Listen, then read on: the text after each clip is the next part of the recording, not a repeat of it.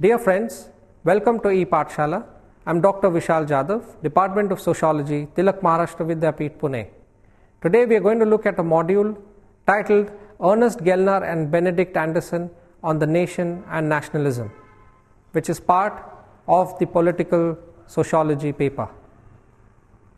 What is a nation? How is it formed? What do we understand by the term nationalism? What are the ingredients and what are the characteristics of the nation?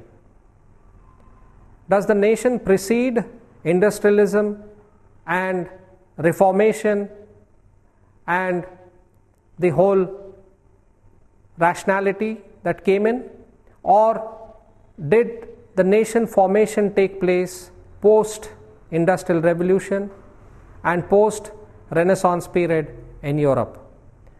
These are some of the questions that are to be answered in this module. Ernest Gellner and the idea of nation. Ernest Gellner was one of the most prominent theorists who had worked on nationalism and the idea of nation. He taught at London School of Economics and Political Science. His own life experience as a Czech Jew who became a British citizen and moved back to Prague in his final years had a major impact on his views on nationalism, modernity, and personal identity. Gellner grew up in Bohemia, the early Czech, during when the leaders were trying to create a Czech national identity amongst the subjects. Time was marked by nationalism and industrialization, a phenomena which greatly interested Gellner and became the focal points of his thinking. Belonging to a later generation of Bohemian Jews than Kafka, Gellner experienced both German and Czech nationalism but only imagined belonging to Czech culture, despite his family's loyalty towards the Habsburg Empire. Gellner's major contribution to the subject is the socio-economic analysis of nationalism. His book Nations and Nationalism was declared one of the 100 most influential books written since the end of the war. Gellner argues that nationalism appeared and became a sociological necessity only in the modern world. Thought and Change, Nations and Nationalism are the renowned books amongst the many he has written. In Nations and Nationalism, Gellner's contribution to a conventional understanding of nationalism has been significant. In order to deal with the issue of nationalism, one needs a critical lens to look into the subject. Nationalism was regarded as a component of national history rather than as a distinct subject. The great theorists of modern society, Marx, Weber, and Durkheim, have written little on this. Nationality was treated as something given, whether it is good or bad. The way nationalism is linked to state and nation, an inevitable link between the nation and the people in the particular nation draws attention. It is only in the interwar period that nationalism became a subject of explicit and general analysis. Nationalism is not a new concept, however. The amount of attention it gained is something new. Elie Kedourie, in his book Nationalism, has summarized that nationalism is a doctrine invented in Europe at the beginning of the 19th century. Gellner argues in a similar lines and further states that only during the interwar period it gained more attention. The approaches to nationalism have gained importance. We usually understand nation in terms of national history, common culture, or some sentiments. In this context, in the 1980s, Gellner's idea of nation and nationalism provided a different perspective, which called idea of nationalism as a political principle. Gellner thought of modernity as a distinctive form of social organization and culture. He sees nationalism as a function of modernity. Some historians argue that nationalism was modern and nationalism produced nations, not the other way around. However, Gellner disagrees with this position and argues that the idea of nationalism was product, not producer, of modernity. He focused on break in human history, which propounds three different stages within it. According to Gellner, firstly, hunting stage, pre-agrarian. Secondly, the agrarian stage. And thirdly, the industrial age. He explains various concepts through these transitions. The emergence of new kinds of knowledge and values, the defects of various issues about these transitions from feudalism to capitalism. According to Gellner, nationalism is one of the aspects of these changes. Gellner, in his idea of nationalism, elucidates that nations and nationalisms are not natural because they are not a permanent feature of human condition, but came into being with the transition to industrialism. Gellner's theory of nationalism states that nationalism is not a sentiment expressed by pre-existing nations. Rather, it creates nations where they previously did not exist. Nations can only be defined in terms of the age of nationalism. It is nationalism which engenders nation, not the other way around. Nationalism uses the pre-existing historically inherited proliferation of cultures or cultural wealth, and most often it transforms them radically. In the name of nationalism, dead languages can be revived, traditions are reinvented, and quite fictitious, pristine purities are restored. Gellner strongly argues that the cultural shreds and patches used by nationalism are often arbitrary, historical inventions. Nationalism is not what it seems, and above all, it is not what it seems to itself. The culture that it claims to defend and revive is often its own inventions or is modified out of all recognition. There is every possibility that with the overtly self-worshipping tendencies, the nationalist principle and the idea of nationalism have its own emanations and selections which are profoundly deceptive and distorted. It is to say that the mechanism of nationalism thrives on certain things like bringing back the old cultures and making them appear as if they are inevitable to understand one's own idea of nations. The project of nationalism is to revive the cultures and reaffirm them, eventually leading to the national liberation. But it perpetuates, defends, and reaffirms the already existing high culture, paying less attention to the culture that needs attention.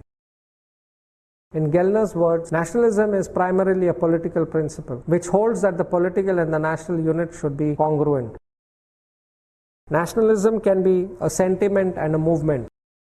In brief, nationalism is a theory of political legitimacy, which requires that entire boundaries not cut across political ones, and particularly that of ethnic boundaries within a given state, separate the power holders from the rest.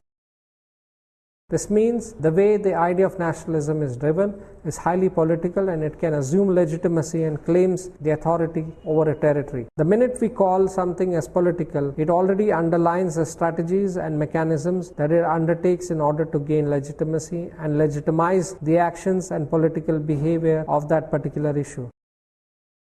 This means it uses culture, language, and several other issues which are actually not natural, but it seems like as if it is something which is already given. It is here he calls nationalism as an ideology, suffers from pervasive false consciousness. It inverts reality and it claims to defend folk culture, while in fact it forges a high culture.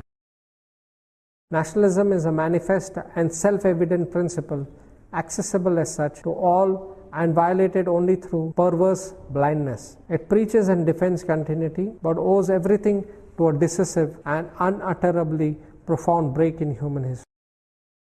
Preaches and defends the cultural diversity, but imposes cultural homogeneity both inside and outside, and also between the political unit.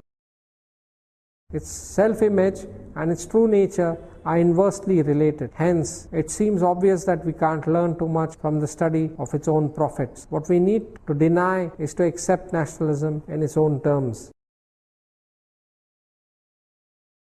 The links between state and the nation can be elaborated in the following. The inevitability of the state is questioned by Gellner and argues the various facets of nationalism in this framework. State being the institution are specially concerned with enforcement of order. The state and its institutions are separated out from the rest of the social life. This is to say that not all societies are state endowed. It immediately tells us that the problem of nationalism does not arise for stateless society. That means nationalism emerges only in milieu in which the existence of the state is very much taken for granted. In Hegelian words, the absence of the state is inescapable. In simpler words, the problem of nationalism does not arise where there is no state. It does not follow the problem of nationalism arises for each and every state. On the contrary, it arises only for some state. The primary understanding of man without a nation is someone like a man without a shadow show. The inevitable aspect of nationalism, which has been made essential and fundamental to human life. Having a nation is not an inherent attribute of humanity, but with time it has come to appear as such. As Elie Kedori argues that what becomes crucial is to understand that nationalism imposes homogeneity. It is rather than homogeneity imposed by objective and inescapable imperative, which eventually appears on the surface in the form of nationalism. Gellner puts that nationalism is indeed an effect of sequences of industrialism. Though nationalism is indeed an effect of industrial social organization, it is not the only effect of imposition of this new social form. Hence, it is necessary to disentangle it from those other developments. Gellner problematizes how nationalism is seen as something which is natural and universal, ordering of political life of mankind. Among the other aspects of Gellner's work, there are two crucial aspects which goes into the construction of the theory of nationality: will and culture. If we define a nation as something in which the groups will have to come together, this brings us to a problem. Will, consent and identification were never absent from human history. Rather, they were accompanied by fear and interest. Also, any definition of nations in terms of shared culture is another net which brings in far too rich a catch. Human history is and continues to be well endowed with cultural differentiations. It becomes easy to define nationality in terms of shared culture, but what is forgotten is the idea of how culturally plural all of us are. As mentioned earlier, nation can be defined only in terms of the age of nationalism, rather as we might expect the other way around. The summation of awakening and political self-assertion, nationalism, highlights the idea of nationalism and nationality. It is nationalism which creates nation.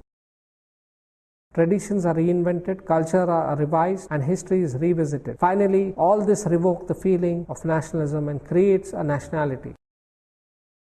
The basic deception and self-deception practiced by nationalism is essentially the general imposition of a high culture on society, where previously low cultures were to take the place of high culture. Nationalism usually conquers in the name of folk culture, which exactly it does to oppose in reality. The high culture and the nationalist feelings are created through print media, post-Enlightenment period, where Benedict also argues the same. The textbooks, social spaces and public institutions are ingrained in the process of creating a nation, nationality, and the idea of the typology of nationalisms can be constructed by working out on various possible combinations of the crucial factors which enter into the meaning of modern society. The access to education and modern high cultures questions fundamentals of nationalism. The power holdings positions in society showcase who has high culture and who don't. Most often the agenda of nationalism and nationalists becomes so crucial in terms of spreading high culture rather than understanding the nuances of the lower culture, which is very unlike the constant claims of the nationalist principles. In terms of power, bifurcated society, there are four distinct possibilities. It may be that only power holders have access, that they use their power privilege to preserve for themselves the monopoly of this access, or alternatively, that both the power holders and the rest have this access, or again only the rest have such access and the power holders do not, or finally, as sometimes happens, that neither party enjoys the benefits of such access. Or put it in simpler terms, that the power holders, those over how the power is exercised. By combining the inequality of power with the various possible patterns of the distribution of the access or to education, we have obtained four possible situations: equal access, equal lack of access, access tilted either in favor of or against the power holders. Here the role of communication plays a critical role in the dissemination of the nationalist idea. The connection between nationalism and the facility of modern communications is to a certain extent misleading. It gives the impression that a given idea happens to be there and the same will remain untouched. The most important and the persistent message is generated by the medium itself, by the prominence role of which media has acquired in modern life. Nationalism is a very distinctive species of patriotism, one which becomes pervasive and dominant under some social conditions which in fact prevail in the modern world. According to Gellner, Nationalism is a species of patriotism which are marked by loyalty, cultural homogeneity, which thrives on high culture. What is important to be highlighted here is the fact that at the core of his definition of nationalism, Gellner asserts that nations ought to be ruled by co-nationals. Though liberals nationalists insist on this to be the case, however, they reiterate that this must be done with unequivocal consensus of the co-nationals. Gellner did not hesitate to tell his readers that nationalism is not worth examining because it represents a mixture of myths, human superstition, and false consciousness. The suggestion that nationalism cannot tolerate ethnic, racial, or religious differences is refuted by the existence of multi-ethnic, multiracial, and multi-religious nations. Yet, because Gellner asserts that the essence of nationalism is to attain that close relation between state and culture, he preludes it with the charges of population exchange or expulsions, more or less forcible assimilations, and sometimes liquidation.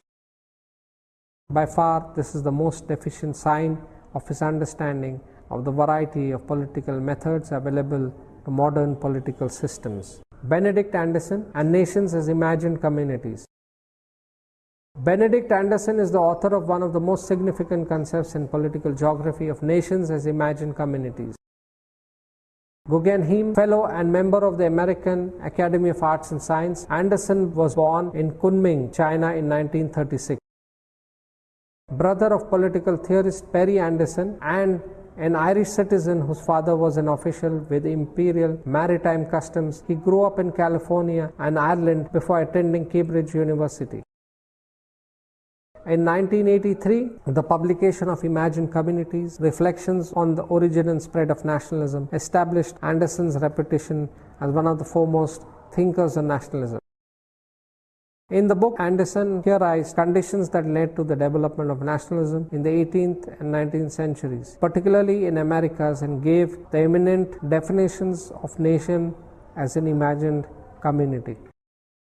Anderson and Gellner are contemporaries and share the same timeline of work. The interstate war period, the ongoing Cold War, has raised many issues related to nationalism during the 1980s. The works of both Anderson and Gellner have contributed immensely to the understanding of nationalism. According to Anderson, nationness is the most universally legitimate value in political life of our time. Nation, nationality, and nationalism are different to define but can be analyzed. Anderson tries to give satisfactory interpretation of the anomaly of nationalism. According to him, nationality and state and nationness are cultural artifacts of a particular kind. In order to understand this, they demand profound emotional legitimacy. This means we create or imagine a bond between the people of particular nations which we think is ours. The theorists of nationalism are often surprised by the following propositions. Firstly, the objective modernity of the nation to the historian's eye vis-a-vis the subjective antiquity in the eyes of the nationalist. Secondly, the formal universality of nationality as a socio-cultural concept, which indicates that in the modern world everyone will have and should have a nationality. Thirdly, the political power of nationalisms vis-a-vis the philosophical poverty and incoherence. In simpler words, to say nationalism has never created thinkers of its own. Rather, many thinkers are critical of it in many issues. Tom Nairn sharply puts, nationalism is the pathology of modern development. History, which has a built-in capacity for descent to dementia, rooted in dilemmas of helplessness, trust on most of the world. The nationalism as idea has been made a nationalism with capital N as an ideology. The crucial elements of Anderson's understanding of nationalism comes in through his anthropological spirit, where he calls a nation as an imagined political community and imagined as inherently limited and sovereign. It is imagined because the members of that particular community might have never seen, never heard or met, but the idea of all of us belonging to a particular territory as nation instills the idea of community and the feeling of togetherness. Gellner makes a comparable point here. The nationalism is not awakening of nations, to self-consciousness. It invents nations where it does not exist. Gellner's notion has been criticized for his claims of nationalism as masquerading under the false pretense where he calls it by invention, assimilation and falsity, etc. For Anderson, it is an imagination and creation. The communities are never interacted face to face, but they imagined. Communities have to be analyzed not by the falseness or genuineness, but by the way they imagine themselves being part of it. The net of kinship and clientship have been created through the imagination of nation and nationalism. The imagination of nation is always finite and limited. No nation would imagine something which is boundaryless or limitless. The imaginations of nationalism are highly constricted. Most crucially, irrespective of exploitation and inequality, one imagines the nation with horizontal and deep comradeship. This proves how people are willing to die for their nation. But what brings people together is not just the imagination of nation and nationalism itself, rather also dying for one's own nation. The answer lies in cultural roots of nationalism. Anderson proposes that nationalism first emerged at the end of the 18th century amongst Creole communities, and that the conceptual model was pirated around the world until it was set in eradicable places. Although officials' nationalism was from the start a conscious self-protective policy intimately linked to the preservation of the imperial dynastic interests, subject people soon took control of the nations imagined by colonial powers.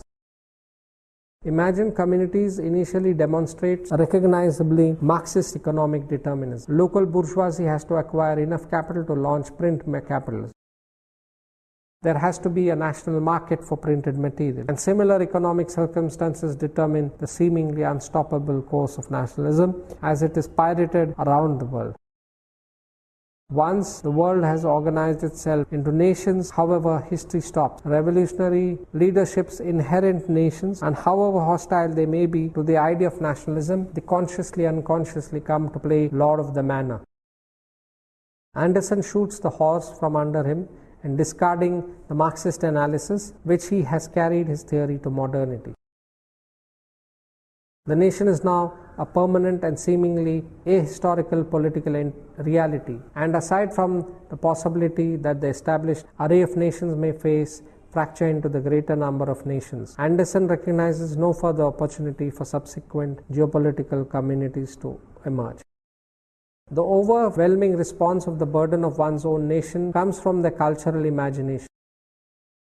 It is most often said that nation states are new and historical, but the ideas and imaginations that it evokes showcases the issues that are immemorial, which talks about limitless future in limited nations. This shows magic of nationalism, which turns chance into destiny. Nationalism is not understood as a political ideology, rather as a cultural system which brings people together. It is not the idea that nationalism is simply growing out of religions and dynastic realms, rather the very availability of these ideas and accessible tendencies of those ideas instigates the feeling which is beyond our immediate identities.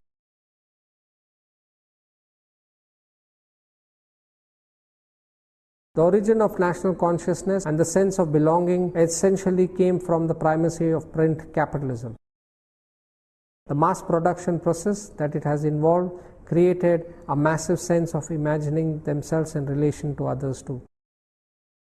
The manuscript knowledge was scarce and not available easily but through print, which indeed became easily accessible for most of the people. Reproducibility and dissemination were two important things that have been focused by print to instill the national consciousness. Print has changed the appearance and the state of the world. Firstly, revolutionary verticalization, thrust of capitalism directly contributed to the rise of national consciousness. Secondly, the Reformation at that time owed much of its success to print capitalism.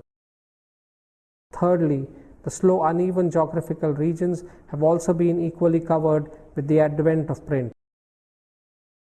The point, languages were also distinct in the ways where they adopted the local vernacular languages and published the material in those languages. This also contributed to immense readership and dissemination of ideas.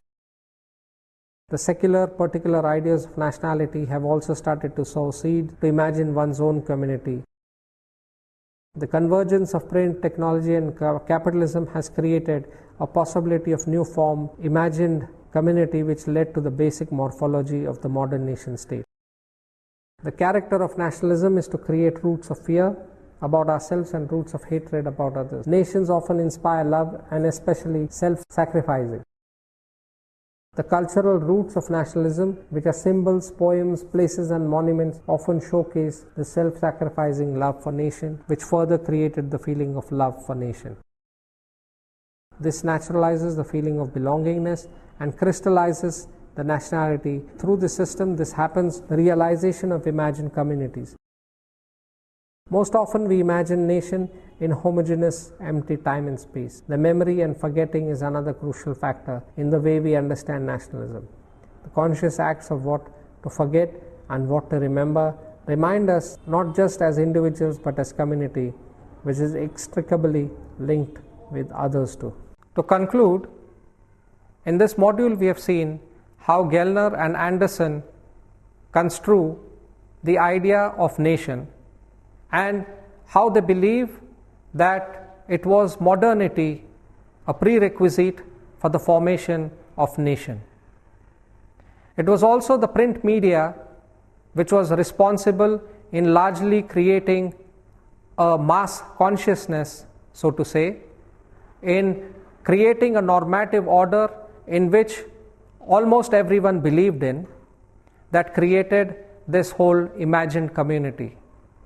However, this imagined community, in this imagined community, not everyone is equal, as we have seen, and there are those who are at the margins of this whole imagined idea of a nation. And this comes about because not everyone comes from the same social location and not everyone believes in the same idea of the nation. Thank you.